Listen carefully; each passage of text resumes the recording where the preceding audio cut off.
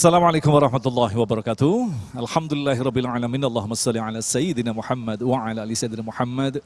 Segala puji bagi Allah yang kembali mempertemukan kita dalam majelis ilmu Damai Nusaku yang kali ini disiarkan secara langsung dari Masjid Jami At-Thaharah Ciputat. Pemirsa yang dirahmati Allah, dalam kesempatan kali ini kita akan kembali mengangkat tema berkaitan dengan rumah tangga, yaitu seni dalam membangun rumah tangga yang islami. Seperti kita perhatikan bahwa kita adalah umat akhir zaman yang difasilitasi oleh dunia modern, yang jauh terasa dekat, kemudian yang dekat terasa jauh. Lantas bagaimanakah menciptakan rumah tangga yang islami seperti yang dicontohkan oleh Rasulullah SAW? Itulah tema yang akan kita angkat kali ini bersama guru-guru yang kita cintai yang telah hadir bersama kita, Ustadz Fikri Haikal MZ dan Ustadz Taufikur Rahman. Dan seperti biasa bagi Anda yang ingin mengajukan pertanyaan, kami persilakan Anda untuk mengirimkan pertanyaan melalui Instagram di @damai_tv1 dengan hashtag rumah tangga islami. Inilah Damai Indonesiaku yang dipersembahkan oleh Sarung Wadimor, tentu sarung kita.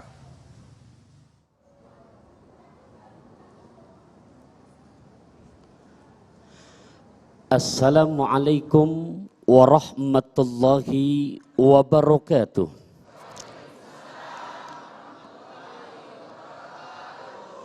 Hamdan wa syukran lillah, salatan wa salaman daimaini ala rasulillah, Sayyidina wa maulana Muhammad ibn Abdillah, la hawla wa la quwata illa billah.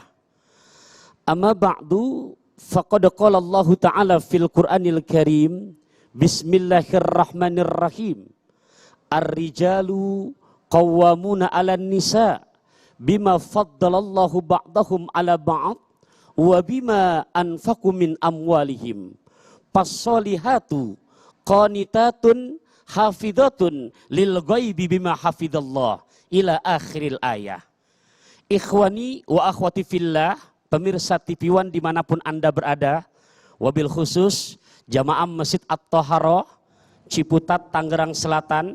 Bahasa sederhana saya, pergi haji ke kota Mekah, sampai di sana ngelihat makam Ibrahim, jamaah makin berkah karena makin gemar untuk silaturahim.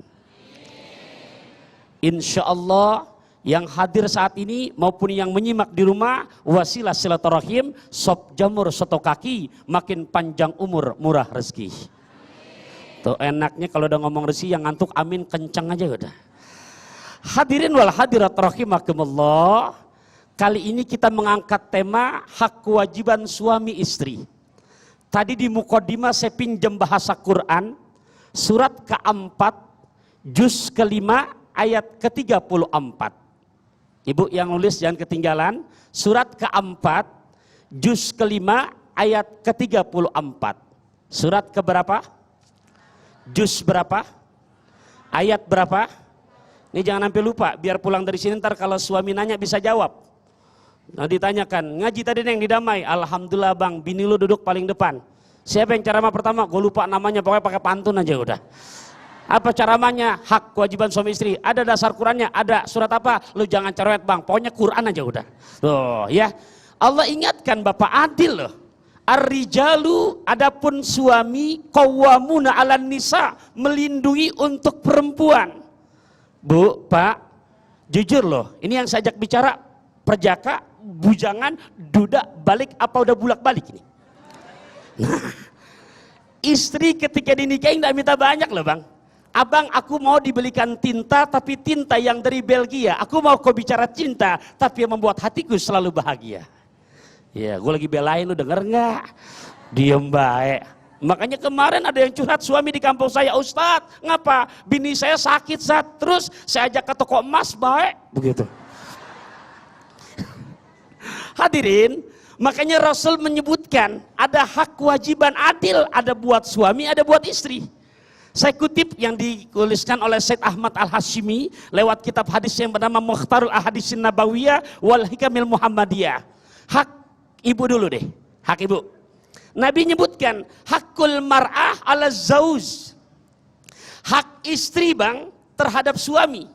Kalau saya balikin, kewajiban kita sebagai suami terhadap istri kita.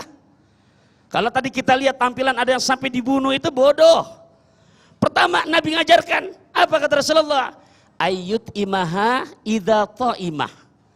Yang pertama kewajiban kita sebagai suami, hak istri kita yang ibu harus minta kepada suami ibu, sekiranya nggak bisa melaksanakannya, ibu bisa nuntut, bahkan bisa jadi halal tuh walaupun Allah benci yang namanya perceraian. Pertama, ayut imaha idato imah, berkewajiban suami adalah untuk menanggung nafkah zohir, urusan makan minumnya. Tuh pertama. Paham bu? Jadi jangan mau jadi bini, udah lama berumah tangga, yang capek lah bini mulu. Beneran, itu hak ibu, kewajiban suami.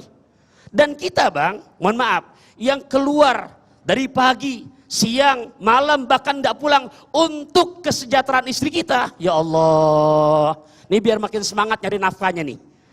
Jujur bang, dosa kita banyak apa enggak? Dosa kita banyak apa enggak? Ini motivasi buat saya ngomong dan buat kita bapak sebagai suami. Sampai Nabi memberikan garansi. Seorang suami yang keluar rumah, saya bacain hadisnya nih. Inna minadz-dzunub, sesungguhnya dari dosa-dosa suami, Allahu Akbar, zunuban, di mana dosa-dosanya la yukaffiruha, tidak bisa luntur, tidak bisa terhapus dengan banyak sholatnya, dengan banyak puasanya. Puasa Ramadan dikerjain, puasa sunnah juga rajin, Senin Kemis rajin, Ayyamul Bait rajin. Tidak bisa luntur dengan hajinya, dengan umrohnya. Tapi dosa-dosa suami bisa gugur dan luntur. Apa kata Rasulullah? Al-humumu fi talabil ma'isyah. Ketika seorang suami keluar rumah, dia memperjuangkan, begitu mereka pulang ke rumahnya, bisa membuat senyum bahagia istri dan anak-anaknya. Masya Allah, bu, bisa antar nyampein ke lakinya begitu tuh. Nah itu hak ibu yang pertama. Cuman ibu juga harus tahu, suami punya hak juga biar adil. Tadi ibu urusan makan ya. Sekarang boleh dong giliran saya bela suami, boleh kan? Nah ini kewajiban ibu, ada haknya juga. Adil jadinya. Apa kata Rasulullah? Yang pertama, hak suami, kewajiban ibu. Kewajiban istri terhadap suami. Yang pertama kata Rasulullah, kewajiban istri, hak suami, an la tamnahu nafsaha wa in kanat ala dhahri kotatin. Tuh yang pertama, kewajiban ibu loh. Apa saat? Yang pertama, istri nggak boleh mencegah, istri nggak boleh enggan ketika suami manggil, apalagi udah manggil ngajak masuk kamar. Kenapa senyum-senyum? Makanya orang Ciputat nyebutin bukan istri, namain bini, 4 huruf 2 kata, biar betul-betul paham fungsinya. Bini buat suami bisa bikin nikmat. Lah beneran? Ya, bu. Jadi sehebat apapun ibu ibadah, ngaji Yasin nih pak. Pulang dari Damai, makin semangat ngajinya. Habis maghrib baca Yasin udah 3 kali balik, dia nggak tahu tuh suami habis asar udah pakai sarung. Ya habis sholat asar pakai sarung, habis sholat isya dengar lagi si istri ngaji lagi Yasin. Suami nggak sabaran ngasih kodenya keras nih, ya masih lagi wal Qur'anil Hakim, udah tutup jawab oke. Nah ada Mas Agung, ada toke ketipu batu, oke lah kalau begitu. Baik pemirsa yang dirahmati Allah, satu hal yang patut kita perhatikan adalah dalam membangun rumah tangga Islami adalah dalam aspek komunikasi. Bagaimanakah Rasulullah mencontohkan kepada kita berkomunikasi di dalam kehidupan rumah tangga. Selepas pesan-pesan berikut ini, damai Indonesiaku.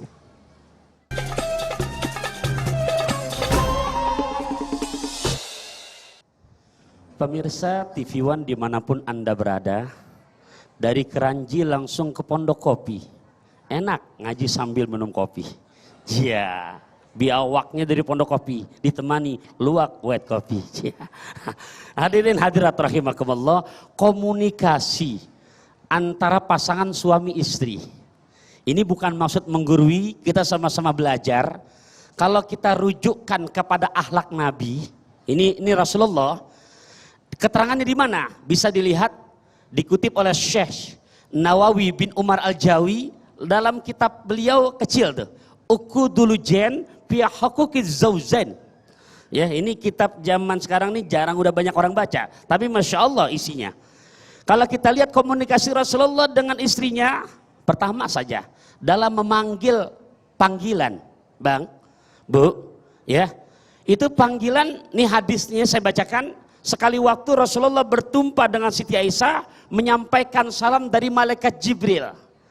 Itu kan namanya Aisyah. Lihat panggilan kesayangan Siti Aisyah Rasulullah kepada beliau. Ya Aish, hadza Jibril, hadza Jibril yukriukis salam. Ngomongnya begitu tuh. Namanya Aisyah, tapi panggilan kesayangannya ya Aish. Atau yang mafsur Humairah. Berasal dari akar kata ahmar, cuman karena perempuan ya dia masukkan segot musagor Humair, karena cuma karena perempuan didatangkan alamatut taknis ya ada tak marbu Humairah, wah istriku yang pipinya rada kemerah-merahan. Nanti jamaah damai kalau mau niru Nabi silakan. Mungkin bapak yang kita punya di rumah rada hitam-hitam sedikit. Manggil sejujurnya pakai bahasa Arab, ya Hajar Aswad. Woy. Jangan. Tuh. Ini hadirin rahimakumullah, perihal nama silahkan, karena Nabi udah membuka peluang. Antum a'lamu bi umuri dunyakum, untuk perkembangan zaman kamu lebih tahu. Kalau dulu Rasulullah ya Aish, ya Humairah, kita silakan mau ikutin anak-anak zaman milenial. Mohon maaf, panggilan kari-kari misalkan antara Bebek, My Honey, gitu kan? My darling, situ modar, kita eling. Itu silahkan. Dan ini diterapkan. Cuman kadang-kadang kan Pak, kita tidak bisa istiqomah. Pengantin baru aja, ya Allah, Bebek, Ayang, ya Ayang. Begitu kondangan pengantin baru, padahal cuma naik motor doang Pak. Keluar dari masjid atau Haro wilayah Ciputat, pas di tengah jalan istri curhat. Apa kata suami? Abang, neng kehujanan kebasahan. Apa kata suami di depan? Tolong eratkan, dekapkan pelukanmu padaku. Iya. Tuh. Begitu anak udah tiga nih. Ini saya lagi cerita orang kampung saya. Di sini nggak ada yang begitu di sini. Alhasil begitu kondangan juga di tempat yang sama, motor juga lebih canggih lagi motornya. Curhat si istri, Bang, neng kebasahan Bang, udah kebasahan kehujanan. Apa kata suami? Tuh, gue katanya juga apa? Kan gue bilang jangan ikut. Tolong nih, walaupun remeh itu ibadah Pak, itu sunnah dalam komunikasi. Oke, saya cepatkan saja. Yang kedua, lihat komunikasi Rasulullah. Ini bukan saya ngarang. Rasulullah SAW, Pak, Bu, mohon maaf ini. Dalam hal minum, nih, ya saya contohkan nih. Minum, ini saya sebutin dulu hadisnya. Kuntu asrobu, kata Siti Aisyah. Kuntu asrobu wa ana haidun. Aku minum, tiba-tiba Rasul datang, fa'unawiluhun nabiyya sallallahu, lantas aku serahkan kepada kanjeng Rasul gelasku. Lihat cara Rasulullah Pak. Begitu Rasulullah ambil cangkir buat bekas Siti Aisyah, apa Rasulullah lakukan? Fayadaufahu ala maudifi. Saya terjemahkan, Rasul ambil cangkir yang diberikan oleh Siti Aisyah, lantas diputer. Dia cari bekas bibirnya Siti Aisyah, disitulah diletakkan bibirnya Rasulullah. Yang bilang lebay mana orangnya? Ayo. Sunnah. Tuh, komunikasi itu yang baik. Terusin lagi nih. Yang ketiga, ini semua akhlak yang Nabi sebutkan nih dalam hadis-hadisnya. Di antaranya ketiga, ya Allah Pak, Bu, dosa kita banyak loh, betul nggak? Tapi sampai Nabi memberikan garansi, innar rajulah yanduru ilam ro'atihi. Sungguh seorang suami yang memandang kepada istri, ya dipandang tuh wajah bini kita Pak, mandang. Ya udah halal, udah nikah. Wa nadharat ilaihi, dan istri balas memandang, istri mandang lagi tuh suami. Ya Allah, di saat saling pandang-pandangan, bahasa anak zaman milenial, I love you, you love me, you and me fabilaf bilaf. I belong to you, you belong to me, you and me pabilong. Nah, Allah, Nabi memberikan garansi, nadarallahu ilaihima nadratan rahmatan, maka bersamaan pandangan itu Allah mencurahkan rahmat kepada keduanya. Dapat ntar pulang dari ngaji damai liatin aja begitu udah. Tuh, Bu. Apalagi saya teruskan lagi. Hadisnya disebutkan wa idza akhadha yadah. Dan apabila seorang suami istri memegang tangannya, Allahu Akbar, ini yang halal nih, tolong. Kalau nggak halal ngeri dosanya. Ini yang halal, udah halal, komunikasi sama suami istri. Maka di saat berpegangan tangan, kharajat zunubuhuma min kulli asobihima. Di saat berpegangan tangan tuh suami istri. Ini kira-kira ibu-ibu di sini kalau kondangan sama lakinya pegangan tangan apa enggak nih? Enggak lagi. Ya, Pak, ini sunnah Rasulullah. Di saat berpegangan tangan, lepas pegangan tangan itu terlepas kharajat zunubuhuma min kulli asobihima. Maka garanti yang Nabi jamin, maka keluarlah dosa-dosanya bersama jari jemari yang ada pada tangannya. Masya Allah. Baik, pemirsa yang dirahmati Allah, sekali lagi kami masih memberikan kesempatan bagi Anda yang ingin mengajukan pertanyaan berkaitan dengan tema yang dijelaskan oleh guru-guru kita. Kami persilakan Anda sekarang juga mengirimkan melalui Instagram di @damai_tv1 dengan hashtag Rumah Tangga Islami.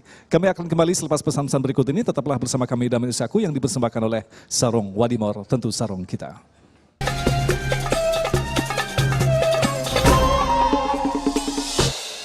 Terima kasih pemirsa, masih bersama kami Damai Usaku yang mengangkat tema tentang seni membangun rumah tangga Islami. Dan alhamdulillah tadi kita telah mendapatkan begitu banyak ilmu dari guru kita. Dan dalam kesempatan kali ini Ustadz Fikri akan menjelaskan kepada kita ketika kita menghendaki mengharapkan kehadiran rumah tangga yang tenang, nyaman dan tentram, maka kita harus mengenali aspek yang bisa menyebabkan kita berseteru. Yang paling penting adalah bagaimanakah kita menjaga lisan kita. Itulah yang akan dijelaskan oleh Ustadz Fikri. Silakan Ustadz. Assalamualaikum warahmatullahi wabarakatuh. Bismillah walhamdulillah wassalatu wassalamu ala rasulillah Sayyidina Muhammad ibn Abdillah wa ala alihi wa sahbihi wa mawala amma ba'du. Yang mulia para ulama, para kiai, para habaib, para asatiz dan asatizah, yang saya hormati segenap DKM Masjid At-Thaharah Ciputat, Tangerang Selatan, ibu bapak, saudara-saudara, para pemirsa di mana saja Anda berada. Pernikahan yang dilakukan muslim dan muslimah tujuannya mencapai ridho Allah. Maka berumah tangga dalam Islam nilainya ibadah. Dan tidak ada rumah tangga yang jalannya mulus. Ibarat berumah tangga itu naik kapal, berlayar, kalau di lautan yang tenang enak. Tapi satu saat pasti akan berlayar di tengah gelombang yang luar biasa dahsyat. Karena itu memang tadi Mas Agung sudah sampaikan, tidak ada rumah tangga yang mulus, pasti akan diuji, pasti akan mengalami rintangan, tantangan dan hadangan. Karena itu sepasang suami istri tentu harus bisa mengendalikan dirinya. Sebab begini, yang namanya berumah tangga itu adalah seni menahan, menjaga ego. Seni menurunkan ego.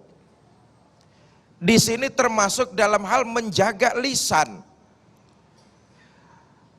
Berapa banyak pasangan suami istri yang tidak bisa mengendalikan emosi, egonya terlalu tinggi, lalu lisannya, ucapannya malah menyakiti hati dan perasaan pasangannya.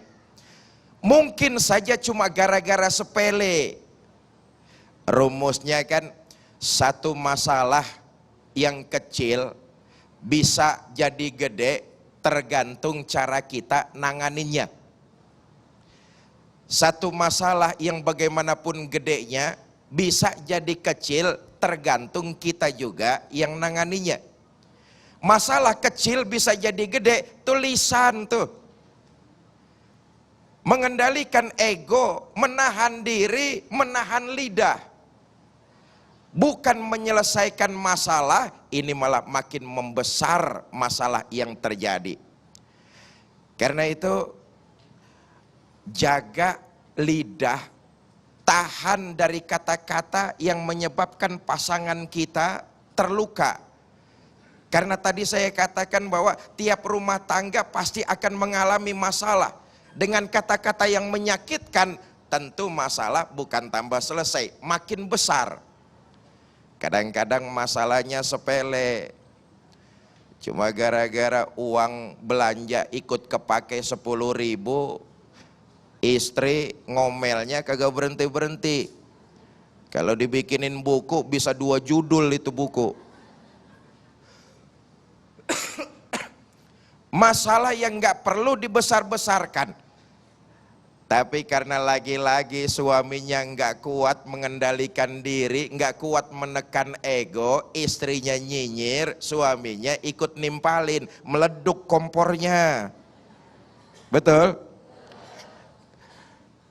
Karena itu jaga perasaan hati pasangan, jaga lidah kita, tahan, turunkan ego.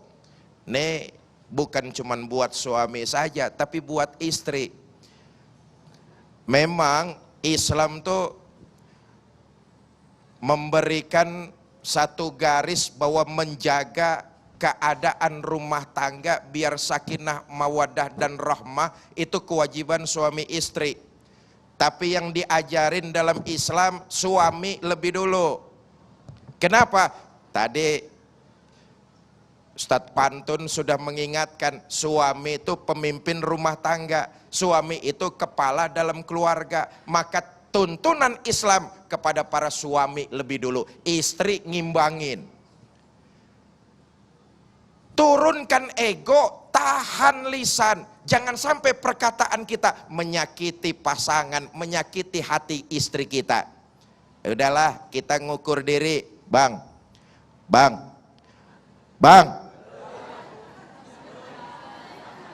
Nih mata melotot dipanggil kagak nyaut kayak ikan bandeng loh.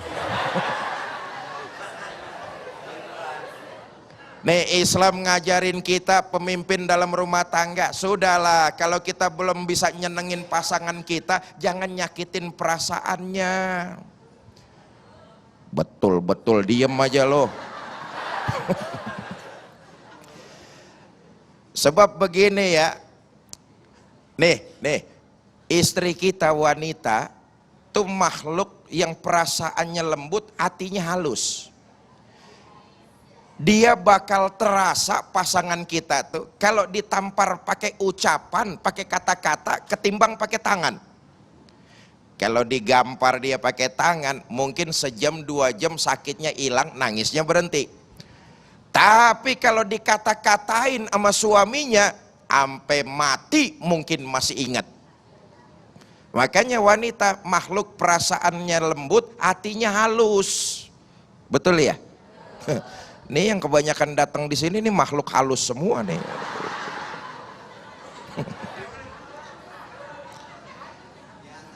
Karena itu seni dalam berumah tangga, menurunkan ego, mengendalikan kata-kata.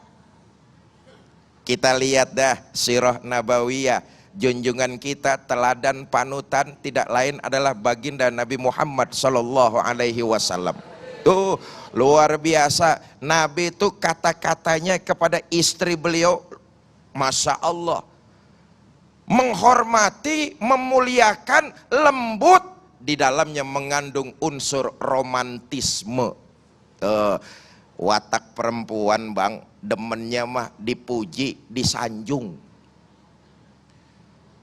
Nabi dalam sirah nabawiyah begitu tuh, menghormati, memuliakan, lembut, dan mengandung romantisme.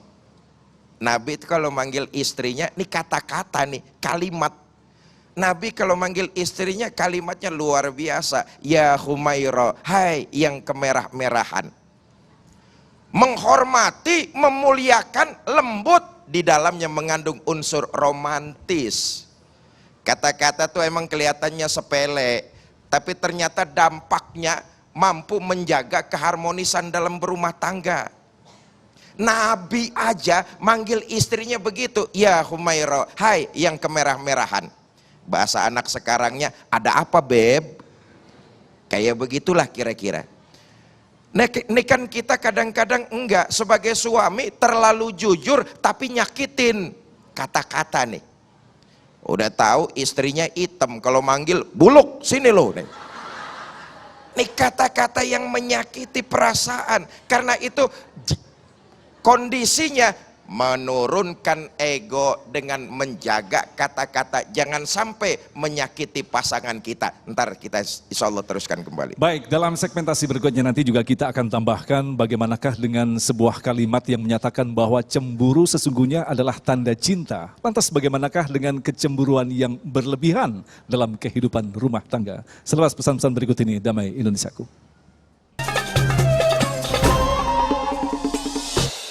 Terima kasih Anda masih bersama kami dalam Desaku yang mengangkat tema tentang seni dalam membangun rumah tangga yang islami, seperti yang akan dijelaskan nanti bahwa salah satu bumbu yang membuat kita semakin dekat adalah rasa cemburu. Tetapi kehilangan rasa cemburu di dalam terminologi agama Islam pun ada yang disebut dengan dayuth. Apa makna daripada kehilangan rasa cemburu? Silakan Ustaz. Bapak Ibu, saudara-saudara kaum muslimin di mana saja Anda berada. Saya masih sedikit mau meneruskan yang pertama sebelum masuk ke soal dayus. Saya katakan tadi di awal bahwa Islam memberikan dan mengajarkan tuntunan kepada suami untuk mengendalikan lisan. Adalah perbuatan zolim kalau suami dengan lisannya tidak terkontrol, dengan kasar mengeluarkan kalimat-kalimat yang menyakiti pasangannya. Zolim. Bu, lebih zolim lagi istri yang kata-katanya melukai perasaan suami. Oi, belaga budeg lo lempengannya. Apa artinya? Dua-duanya harus menurunkan ego, mengendalikan emosi, menahan kata-kata, menahan kalimat, jangan sampai melukai perasaan masing-masing. Karena itu komunikasikan dengan baik, komunikasikan dengan kepala yang dingin. Yang kedua, seperti tadi sudah disampaikan oleh Mas Agung, bahwa sepasang suami istri dalam membina mahligai rumah tangga, jangan sampai terkena apa yang disebut dengan dayus. Dayus itu apa? Cuek, bebek. Dengan pasangan terserah mau kemana aja, masa bodoh. Nabi sudah mengingatkan, orang yang dayus, orang yang perasaannya cuek, pasangannya mau kemana dibebaskan saja, jangankan masuk ke dalam sorga, nyium bau sorga saja dia nggak dapat. Kenapa? Nggak ada perasaan cemburu kepada pasangannya. Suami istri mau kemana aja dibebasin, anak mau lagu apa didiemin. Ini suami yang dayus, tidak lagi memperhatikan anak istrinya. Suami yang kayak begini diharamkan masuk sorga, jangankan masuk, nyium bau sorga aja haram. Nauzubillah min. Karena itu memang lagi-lagi yang diajarkan suami lebih dulu. Perhatikan anggota keluarga kita, pasangan kita, istri kita, anak kita. Jangan sampai kita memberikan kesan yang masa bodoh kepada tanggung jawab kita, yaitu istri dan anak. Sebab begini Pak, yang namanya istri dan anak itu kan amanah. Amanah tuh harus kita jaga, harus kita perhatikan, harus kita didik, harus kita monitor. Kita tahu apa saja kalau perhatiannya sudah kurang, nanti dia akan mencari tingkah dan polanya masing-masing. Anak kalau nggak diperhatikan, dia bakalan ngumpul sama teman-teman begajulannya.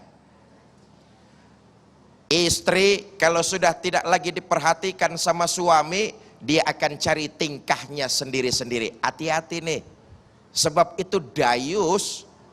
diharamkan. Jangan masuk nyium sorga aja haram. Suami yang masa bodoh terhadap istrinya. Istri kalau udah nggak lagi ngerasa, udah nggak lagi dapat perhatian, termasuk kecemburuan dari suami, dia akan bertingkah semaunya.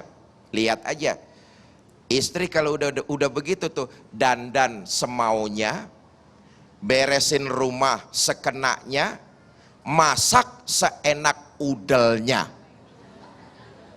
Kenapa? Suami dayus, nggak ada rasa cemburu, nggak ada rasa memperhatikan lagi kepada pasangannya. Bapak, Ibu, saudara-saudara kaum muslimin yang saya muliakan, karena itu penting seorang suami harus punya rasa cemburu, tapi jangan terlalu. Nah, ini dia nih. Dalam membangun mahligai berumah tangga, rasa cemburu itu harus ada. Suami harus punya rasa cemburu kepada istri. Istri juga begitu, kudu punya rasa cemburu kepada suami. Tapi sesuai dengan porsi, jangan berlebihan. Sebab nikah itu milkul manfaat. Mengambil manfaat dari pasangan kita. Nikah itu bukan milkul mutlak. Begini dah, saudara punya uang, saudara beli motor cash, itu motor udah nama saudara. Setelah udah motor itu jadi milik saudara, nama saudara, saudara mau pakai silakan. Saudara mau sedekahin buat orang boleh. Saudara mau bakar nggak apa-apa, saudara mau kanyutin di kali juga monggo. Itu milkul mutlak. Terserah saudara mau apain aja, itu udah jadi punya saudara. Itu milkul mutlak namanya. Tapi nikah nggak begitu, milkul manfaat. Nggak bisa kita melakukan sembarangan terhadap pasangan kita. Karenanya milkul manfaat. Mengambil manfaat dari pasangan kita. Karena nikah milkul manfaat, maka porsi cemburunya harus diatur. Melakukan pernikahan bukan mengungkung kebebasan seseorang. Justru dengan pernikahan, kebebasan pasangan masih diberikan, tapi kebebasan yang bertanggung jawab. Kenapa? Sudah ada pasangannya. Suami terbuka kepada istri, istri mau kemana-mana izin sama suaminya. Bu, ini milkul manfaat. Maka istri juga harus mengimbangi. Kalau suami cemburu dalam porsi yang wajar, itu memang aturan dan ajaran agama. Sebab apa? Istri di bawah kendali atau di bawah naungan suami. Sebab yang namanya istri ke sorga ngikut, ke neraka katut. Siapa yang bertanggung jawab? Ya suaminya. Bahkan Nabi pernah mengatakan, andai kata manusia boleh sujud sama manusia, maka yang pertama aku suruh sujud adalah seorang istri sujud kepada suaminya. Kenapa?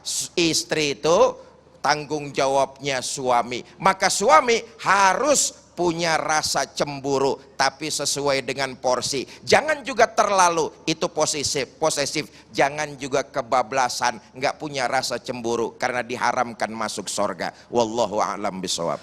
Baik, terima kasih Ustadz. Pemirsa yang dirahmati Allah, setelah pesan-pesan berikut ini kita akan jawab pertanyaan-pertanyaan Anda. Tentunya tetaplah bersama kami, Damai Indonesiaku.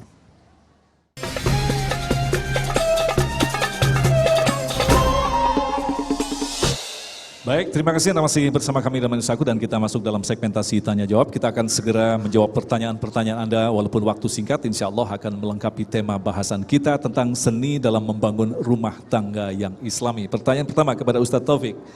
Jika dalam bertengkar, suami sering mengucapkan kata-kata cerai atau talak, apakah pernikahan masih sah? Ya, di Quran surat kedua, juz kedua ayat 229. di mana Allah Ta'ala ingatkan kepada kita, Bismillahirrahmanirrahim, at-talaqu marrotani fa imsakum bima'rufin aw tasrihum bi ihsan ila akhiril ayah. Jadi ini bukan main-main. Tolak itu ada praktek di lapangannya, ada yang roj'i, ya, ada yang bain. Nah, pelaksanaannya dibagi dua, ada yang soreh, ada yang kinayah. Soreh ini jelas, walaupun tanpa niat, di mana ulama fikih menyebutkan jatuh talaknya. Contoh, walaupun bercanda, walaupun lewat WhatsApp, walaupun lewat inbox, walaupun lewat nge-DM, ngomong nih suami, "Neng, hari ini lo gue cerai." Naudzubillah min dzalik. Omongan begitu tuh.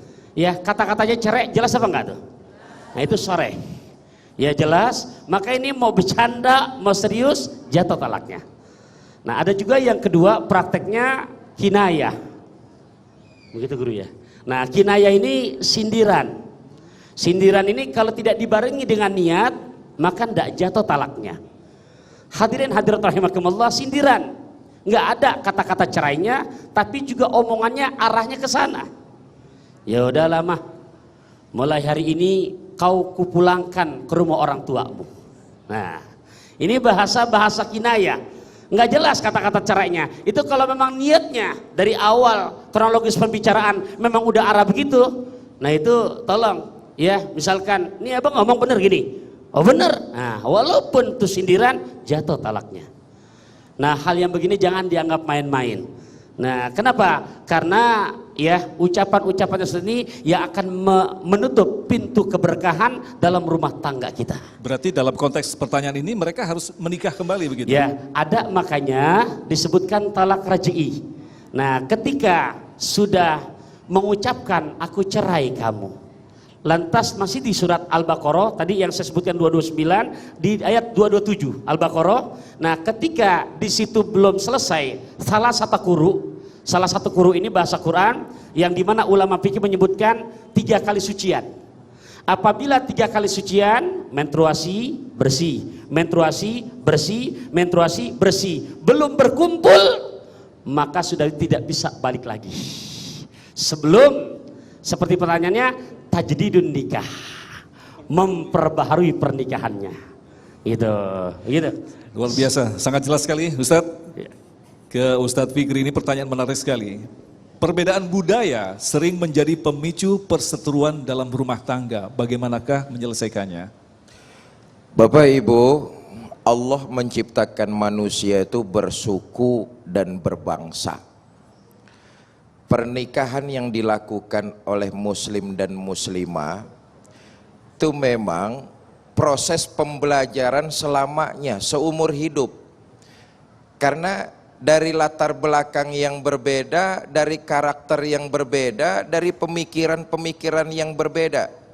Makanya dalam Islam diajarkan sikap toleransi. Nah, itu bagian yang tadi saya bilang milkul manfaat. Toleransi dan tasamu, memahami dan saling mengerti kondisi masing-masing. Sebab tiap daerah, tiap bangsa tentu punya karakter yang berbeda. Kalau dipaksakan untuk ikut kepada pasangannya, tentu juga itu sesuatu yang tidak bagus. Karenanya dalam berumah tangga sifat toleransi, sikap toleransi dan tasamu. Kebiasaan suami atau kebiasaan istri selama itu tidak menentang syar'i, dirubah pelan-pelan. Misalnya sebagai suami, kepala rumah tangga, pemimpin, istri pengantin baru yang namanya istri mungkin sebelum nikah anaknya manja, kolokan ngerti kolokan? Apaan aja dulu dia serba dilayani oleh kedua orang tuanya, hidup berkecukupan. Tapi begitu berumah tangga, hidup bersama suami, namanya hidup baru berumah tangga, tentu perlu penyesuaian. Di awal saya katakan proses berumah tangga adalah pelajaran kita seumur hidup, baik suami maupun istri. Kenapa? Karena memberikan toleransi dan sikap yang sama-sama mengerti selama itu tidak keluar dari syariat agama Islam. Saya pikir begitu Mas. Baik, kembali ke Ustadz Taufik berkaitan dengan jawaban yang tadi, masih berkaitan dengan perceraian. Lantas perceraian, apakah pilihan manusia atau sudah menjadi ketetapan Allah? Ya, ketika kita bicara takdir, ini kan penetapan yang sudah harus kita imani, karena bicara rukun iman ada perihal diantaranya tentang bab takdir. Cuman dalam praktek, dalam kehidupan ada yang mubrom, ada yang muallak. Ya, muallak ini yang masih bisa bergantung kepada diri kita, tingkat ikhtiar kita. Yang mubrom yang sudah pasti. Yang kalau kita lihat secara kronologis hadisnya, Al-Imam Nawawi ketika menceritakan bahasa kanjeng Nabi awal penciptaan manusia, begitu wanufikha fihi ruh, ditiupkan ruh, disebutkan itu ya jodoh, maut, rezeki, musibah. Nah, sementara ketika yang namanya ini perceraian, itu jelas Bapak Ibu rahimakumullah, kendalinya ada pada kita. Di depan saya ada gelas, ada kopinya. Ya, dipersilakan untuk diminum. Mohon maaf, untuk minum atau enggaknya tergantung diri kita. Oh iya, kita haus. Jangan bengong, ambil tuh cangkir, minum. Oh iya, diri kita ngerti. Oh, alhamdulillah, perdalam ilmunya. Oh iya, saya banyak belum paham. Oh, ada pengajian di Dhamma Indonesiaku, hadir ikut ngaji. Yang tadi nggak ngerti jadi ngerti. Jadi kembali kepada ya, walaupun nanti setelah terjadi perceraian itu baru qadarullah. Tapi yang mengendalinya adalah diri kita. Gitu. Baik, terima kasih. Kembali ke Ustadz Fikri berkaitan dengan penjelasan tentang menjaga lisan tadi. Bagaimanakah sikap istri jika suami sering memaki istri dan bahkan pelit terhadap istri dan keluarganya? Nih berkaitan dengan suami pelit, koret, medit, pantat kuning, buntut gasiran. Bu, itu makanya di awal saya katakan tujuan berumah tangga mencari ridho Allah. Salah satu gudang ibadahnya dalam rumah tangga. Inilah ujian. Makin besar ujian, makin gede ganjaran yang bakal dikasih sama kita.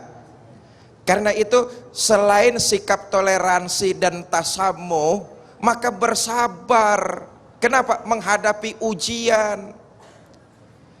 Bersabar tuh bukan cuman diem aja, ndelohom ayem-ayem.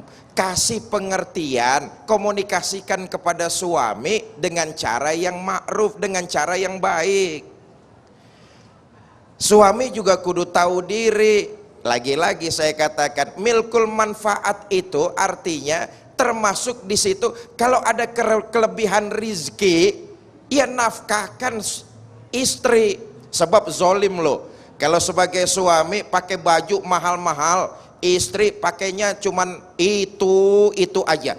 Zolim. Kalau punya rezeki lebih, ya belanjain istrinya. Kadang-kadang suami egois, ngerasa kepala rumah tangga, ngerasa yang paling cari duit, pengen punya istri cakep, duitnya kagak dikasihin. Iya, lu dalam amat pengalaman pribadi nih.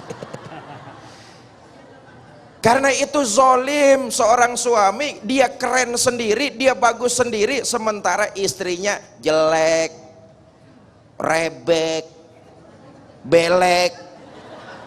Zolim itu. Karenanya kalau diberikan kelebihan rezeki jangan pelit, karena memang itu kewajiban kita. Dan begini bu, tandesin nih, salah satu ciri suami pelit tuh biasanya kalau buka dompet miring bu. pengalaman barangan loh. Tanggung jawab kita, makanya punya rezeki lebih selain memang bulanan, berikan kepada istri kita. Wallahu a'lam. Kalau miringnya kena asam urat gimana nih? Baik, ini barangkali pertanyaan terakhir kepada Ustadz Taufik. Di dalam diri manusia sesungguhnya dititipkan potensi untuk berseteru, bertengkar, tapi di lain sisi Islam mengajarkan kita agar kita hidup rumah tangga tenang, sakinah, mawaddah, warahmah. Bagaimana yang menjelaskannya? Makanya ulama fikih, mohon maaf, ini yang saya ajak bicara udah berumah tangga apa belum Bu? Oke, jadi udah bukan balik lagi ya, udah bolak balik. Nah, gini Ustadz Agung ya, makanya kata nikah 4 huruf, ini ulama fikih indah memaknakan. Nun, ni'mat.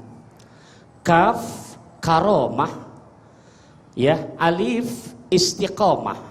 Nah ini haknya nih, ya, masuk kepada jawabannya. Hak hikmah, ya, karena kesempatan waktu kita tidak banyak. Haknya nih hikmah yang harus digali oleh pasangan suami istri. Bagaimana korelasinya? Allah ingatkan dalam surat Al-Fajr di ayat ke-27 sampai 30. Ya ayyatuhan nafsul mutmainnah irji'i ila rabbiki radiyatan mardiyah fadkhuli fi ibadi wadkhuni jannati. Ini siap atau enggak siap, baik jamaah maupun ustadz sama, dalam diri kita kumpul ada nafsul ammaroh yang bawaannya mau emosi mulu, nafsul lawamah yang bawaannya menghalalkan segala macam cara, nafsul mulhimah yang bawaannya udah punya bini mau nyari yang di luar mulu, ya, yang terjadi perselingkuhan, itu mulhimah. Nah ada yang ketiga, yang keempat, yang selamat, nafsul mutmainnah. Nah ini bisa didapatkan galinya dari huruf H tadi, hikmah. Caranya begitu rumah tangga sudah terjalin, Pak. Ini bukan hanya buat Bapak, termasuk buat saya. Jangan pernah berhenti buat ngaji. Dekati ulama kita, dekati habaib kita, ngaji. Nah dari sini nih, yang akhirnya nanti, ya Allah, karena nggak ada ilmu, bawaannya mau emosi aja. Tadi kena penyakit pelit. Insya Allah kalau sudah begitu kita sadar, Neng, aku tahu, aku mau kau belikan tinta, tapi tinta yang dari Belgia. Aku mau kau bicara cinta, tapi membuat hati kita selalu bahagia. Kita akan kembali selepas pesan-pesan berikut ini dalam segmentasi doa. Tetaplah bersama kami, Damai Indonesiaku.